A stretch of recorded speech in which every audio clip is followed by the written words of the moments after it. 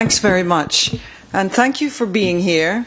Thank you for pronouncing properly the name of my institute. I don't think I could do the name with your birth name. The same with your name. All Dutch names are so difficult.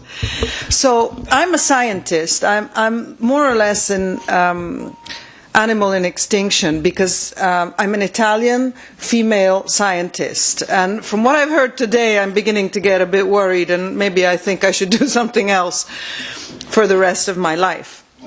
And I'm a virologist, so I work with viruses. I spend most of my time actually answering the phone and trying to find money, but I like to work with viruses that nobody else wants to work with.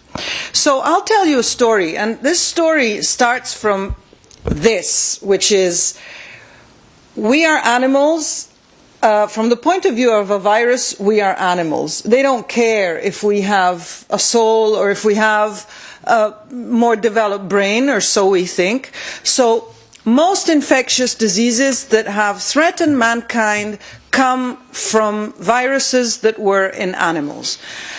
Some of them have had catastrophic consequences, like the HIV/AIDS pandemic, and others luckily remain confined to smaller groups of infected individuals and do not cause severe pandemics. And you know what? This is not going to stop. So the contact of human beings with animals in different parts of the world is not going to stop, because this is linked to hobby, it is linked to culture, it is linked to tradition, and this person that is holding that monkey is probably doing his best to copy what happened with the HIV pandemic, because the HIV pandemic started out from monkeys and people were infected through close contact with blood that came from the monkeys. And there's lots of viruses that really enjoy themselves when they go from when they jump across the species barrier. And this is not going to stop, because anybody know what this is? No one? So these are the boats in the sea now, and these boats carry all sorts of things. They carry goods, they carry food, they carry animals, they carry humans, they carry products. And so I promise you they carry legal and illegal products, and there is absolutely no way that we are going to stop globalization, and pathogens actually enjoy globalization, and they actually use all the means that globalization offers them to spread around the world. Okay, so my story starts many years ago. I started working with influenza viruses when nobody was worried about influenza. Everybody thought that this was avian flu. Everybody thought that this was like something that only concerned, you know, few thousand birds around the world. And when H5N1, the so-called bird flu, hit the fan, we were one of the few groups in the world who actually knew how to work with a virus and had experience and so on and so forth. And so this virus, this bird flu virus, originates from birds, and then it is able to spread to a variety of different hosts, crossing the species barrier all the time. And therefore, to understand what is happening with the virus, you need to see what is happening as the virus moves in different hosts. So as it moves from wild birds to domestic birds to humans, to pigs, and so on and so forth. Oops. Right, so what put me in the biggest mess that I've ever put myself is, in 2006 we were actually working on a project which was funded by the Commission, and this project was a project that was developed also to help and support developing countries in the fight against avian flu. And so in 2006 avian flu from Asia spread across from the Far East, spread across Central Asia and came into Europe. So we were all worried, and we're looking at these people in space suits touching ducks with a pole. And then it spread into Africa. And this is something that concerned the scientific community and concerned a lot of people. It concerned the European Commission, that actually put a lot of money into influenza research, because it happened in their back garden and wasn't happening in Asia anymore. But still, the presence of the virus in Africa was something which was very, very worrying. And my lab was actually the first lab that isolated the H5N1 virus in Africa. And this virus was like really important. We had the eyes of all the scientists working with flu on us, because everybody wanted to know what this virus was about and what the sequence was like. And so I was phoned by somebody in WHO who said to me, Ilaria, if you give me the sequence of the African virus, I will put it in a password-protected database, and you will be a part of the club. And I said, wait a minute, and then I thought about it, and then I consulted, think up to 10 before you do something, and then I said, no thanks. I said, you know, if we're here working against a disease which could wipe out mankind, some part of mankind, which is really dangerous, which is causing lots of problems around the world, I think that the international scientific community should work together and everybody should have access to the sequence. Because who am I, with 15 other laboratories, to say, no, no, no, I'm sorry, you're not working on it because you're not part of the club. So, okay, that's what happened, right? And I put myself, as I said before, in the biggest mess of the world. So science came to see us, like, what's all of this about? What is this woman talking about? Like, and science doesn't come very often to an Italian laboratory run by a woman.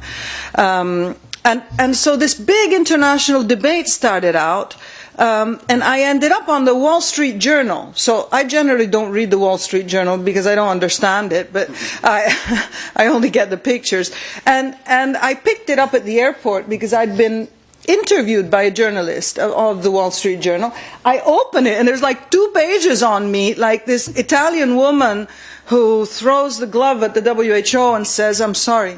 Anyway, and the New York Times, and I have 3 cheers from Nature, and anyway, this whole thing blew up and became quite a headache for me and my family and my group.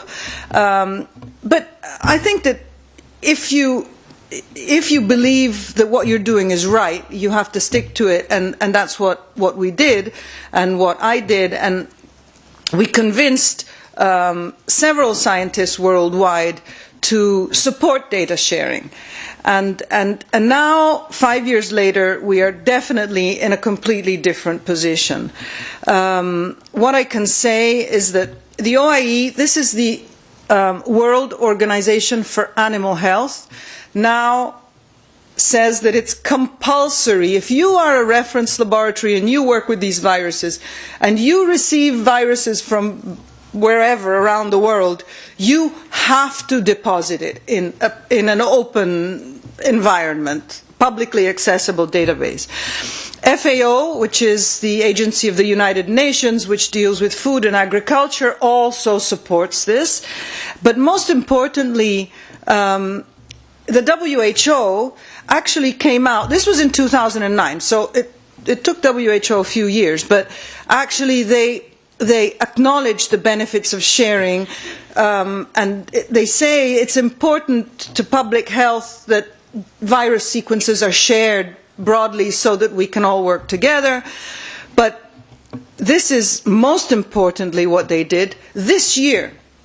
They put out a resolution with, and they call it a landmark agreement. So this is something really important for public health, in which they say influenza virus sampled will be shared with partners so that information can be used to respond better, for better public health.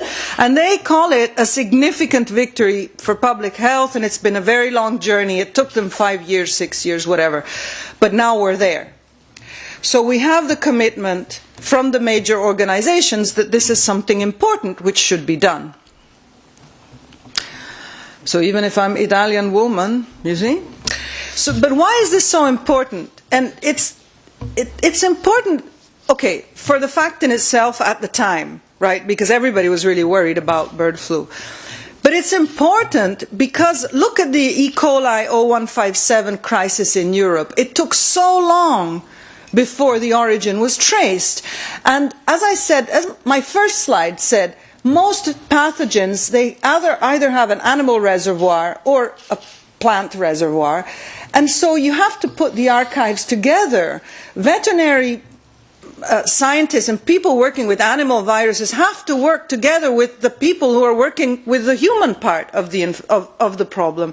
And similarly, the people who are working with surveillance on feed and on stuff that we all eat. We have to find a way to work together and not to keep the information sitting in a drawer for 6 years before you remember that you should publish it.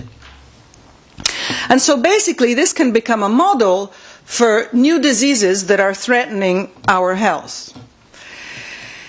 Okay, so I just want to say one thing about how has this impacted research. So of course I don't know because I'm play around with my viruses and I'm certainly not at the high decision level here, but what I can say is that we are part of a consortium, which is a rather big consortium. It's called Predemics. There's 12 million euros there. And this Predemics consortium, in the call, it said very clearly that it had to foster interdisciplinary collaboration and transparency. So there's vets and medical scientists in there. We are developing a sharing platform which will be open also to people outside the consortium on the basis of what we have done for influenza, because now there's lots of sharing platforms for influenzas. And I'm not 100% sure, but maybe 95%, that all publications have to be in open access journals. And this is the change that I see from the FP6 to the FP7 projects. And I want to close just with one mention to a friend. Isabel Minguez Tudela was working for the Commission and she passed away last year. She was a very strong supporter of interdisciplinary collaboration and she was a very strong supporter of open access. And we have dedicated one work package of the Predemics project to her memory because she has done an awful lot for me personally, but also for the people and the scientists who are working in the field of infectious diseases. Thanks very much.